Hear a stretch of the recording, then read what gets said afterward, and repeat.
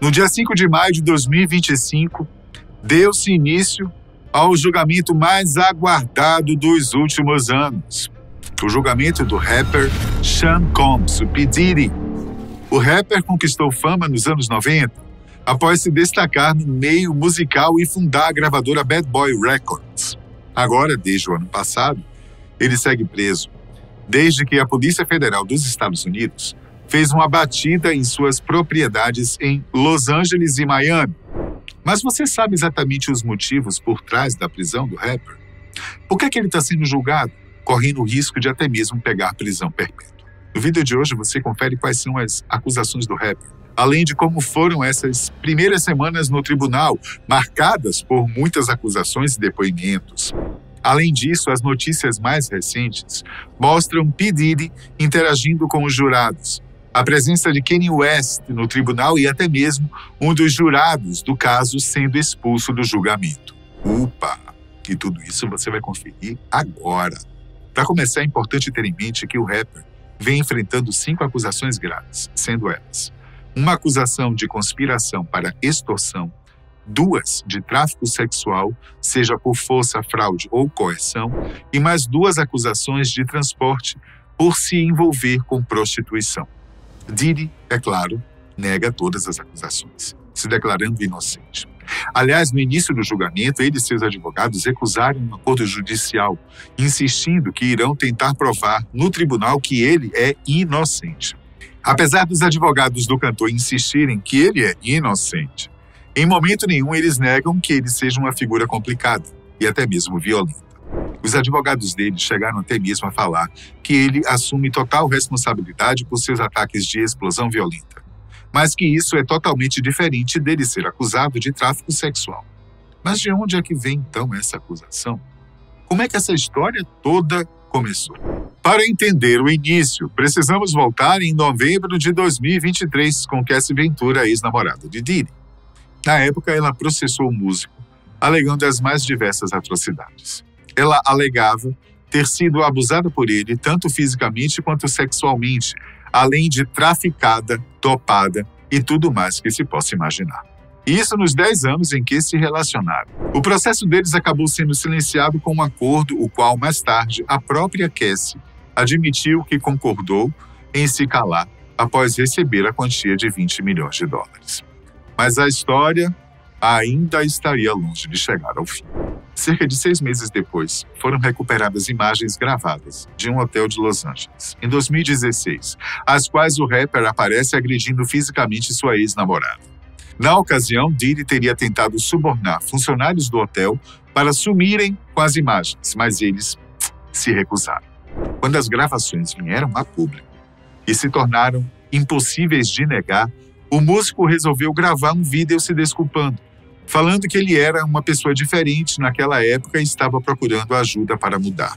Com o processo de Cassie e o vídeo mostrando um ataque explosivo de Diddy, cada vez mais e mais pessoas começaram a acusá-lo dos mais hediondos crimes.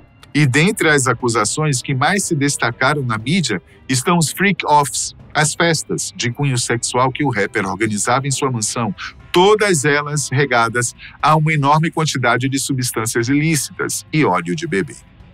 Os advogados do cantor nunca negaram essas festas. Somente diziam que faziam parte da excentricidade dele. No entanto, cada vez mais a situação fugia do controle. As principais acusações contra Sean Combs estão no fato de que ele forçava as pessoas a participarem dessas festas, seja através de substâncias ilícitas, de coerção monetária ou chantagem emocional. Após o escândalo vazar, Cassie Ventura falou abertamente, dizendo que Diddy a obrigava a cometer atos sexuais com outras pessoas enquanto, mesmo contra a vontade dela, ele apenas a assistia. Como é possível notar, desde o início, o julgamento toca em assuntos polêmicos como sexo, substâncias ilícitas, álcool e violência sexual. E justamente por isso foi um processo difícil selecionar os jurados. Pensando nisso, antes mesmo do julgamento ter início, os advogados de Diddy enviaram uma carta ao juiz dizendo: como este julgamento envolve conteúdo sensível e privado por natureza, muitas pessoas se sentem desconfortáveis em falar sobre essas questões na frente de outras pessoas. e seriam mais francas escrevendo sobre elas em um questionário. Isso fez com que centenas de pessoas em potencial preenchessem um grande questionário, deixando claro que eles poderiam sim falar abertamente sobre esses assuntos. Ao final, uma equipe de jurados foi selecionada e o julgamento começou no dia 12 de maio desse ano. O primeiro dia de julgamento ficou marcado pelos discursos de abertura direcionados ao público, primeiro da promotoria e depois dos advogados de Diddy. Por parte dos promotores, eles pediram para que os jurados analisassem Sean Combs não como um músico, mas sim por alguém que administrava uma empresa criminosa, chamando a si mesmo de rei. Já os advogados de defesa insistiram que Diddy era uma pessoa complicada, até mesmo agressiva, mas que ele estava ali não para responder ao seu comportamento agressivo, mas sim contra acusações de tráfico sexual. Após os discursos de abertura, a primeira testemunha a depor foi Israel Flores, o segurança que trabalhava no hotel em 2016, quando o vídeo de agressão de Diddy foi gravado. No julgamento, ele descreveu que após encontrar com o rapper em 2016, ele estava com um olhar vazio, com um olhar diabólico, apenas olhando para mim. Ele confirmou que o músico tentou suborná-lo para sumir com a gravação, algo que ele negou. Depois do segurança, quem testemunhou ainda no primeiro dia do julgamento foi o stripper Daniel Phillip.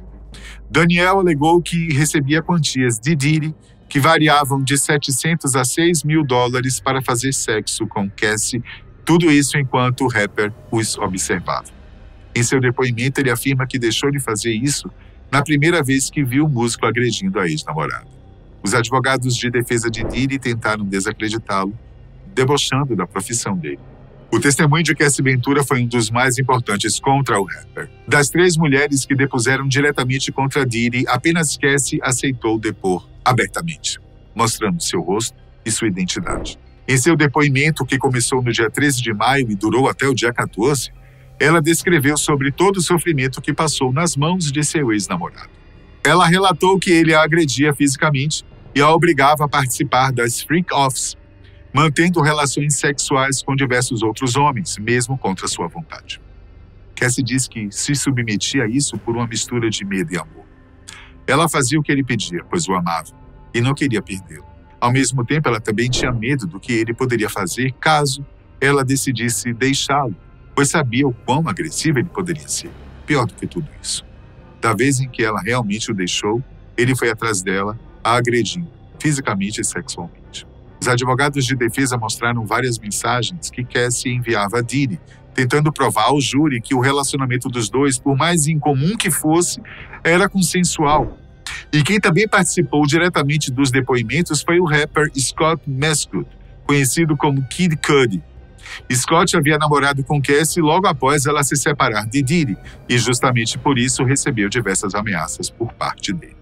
Scott contou que alguém, misteriosamente, arremessou um coquetel Molotov contra um de seus veículos, logo depois dele ter começado a namorar com Cassie. Diddy, é claro, nega que tenha sido ele.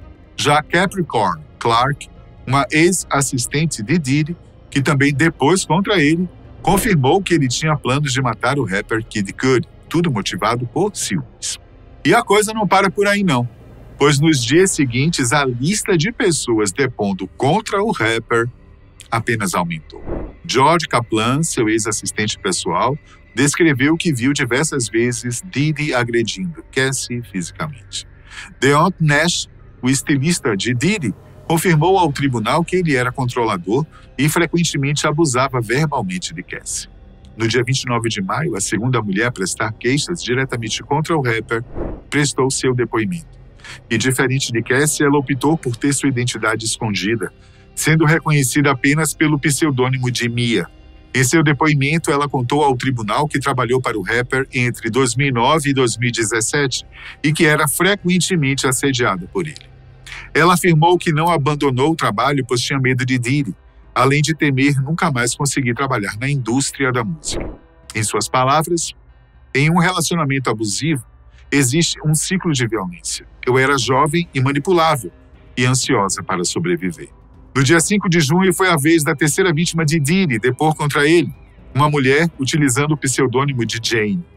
Jane namorou o rapper entre 2021 e 2024 e, assim como Cassie, alega que também foi obrigada a participar das freak-offs, independente de sua vontade. Em seu depoimento, ela disse que Diddy a obrigava a realizar atos sexuais com outros homens, sempre fazendo uso de substâncias ilícitas. Ela se sentia coagida a aceitar, principalmente pois, sem um trabalho fixo, todo o dinheiro que ela possuía era o que ela ganhava do rapper. Foram semanas com os jurados ouvindo as testemunhas de acusação, formulando eles próprios suas opiniões sobre o caso.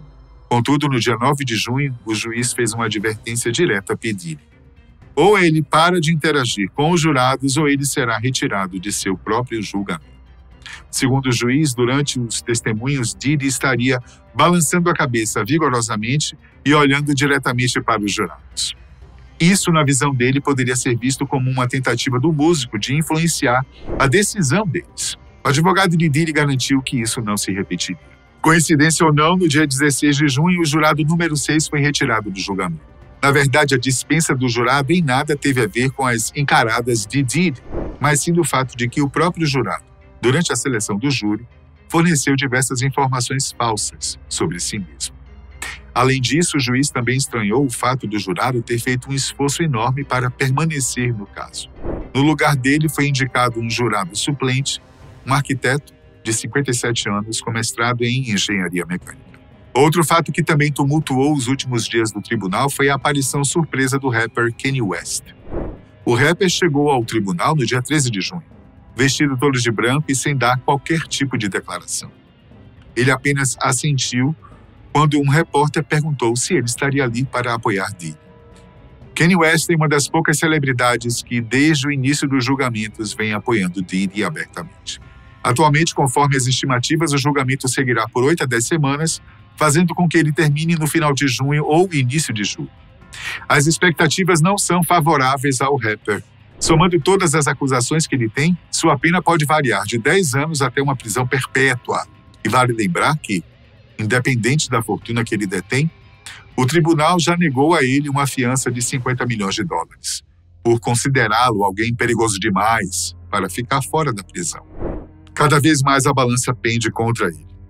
E a dúvida que paira não é se ele será julgado inocente ou culpado, mas sim quantos anos de prisão ele terá de cumprir. Você aí, algum palpite para como essa história vai terminar?